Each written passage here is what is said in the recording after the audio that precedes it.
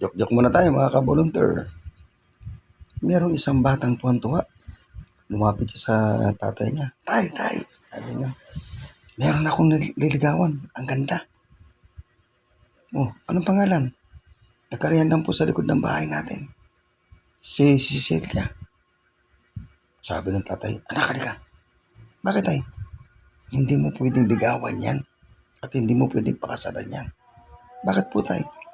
Huwag ka maingay sa nanay mo ha. Huwag mo sasabihin. Anak ko si Cecilia. Kapatid mo. Nalungkot yung bata. Sige tay. Kaya sunod na linggo, lumapit ulit sa tatay niya. Tuwan-tuwa. Tay. Meron akong bagong nakilala. Doon sa kabilang kanto. Si Ana. Sabi niya ulit, alika anak. Bakit tay?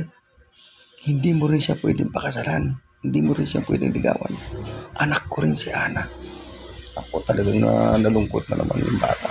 Halos umiiyak. Ano ba naman yan? Lahat na lang dito. Wala na akong maligawan.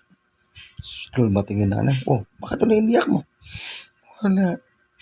Wala na akong maligawan dito. Bakit? Sabi ni tatay, lahat kapatid ko eh. Sabi ko nanay, huwag ka maingay sa tatay mo ha. Hindi ka na anak na tatay mo. Joke na po, joke na.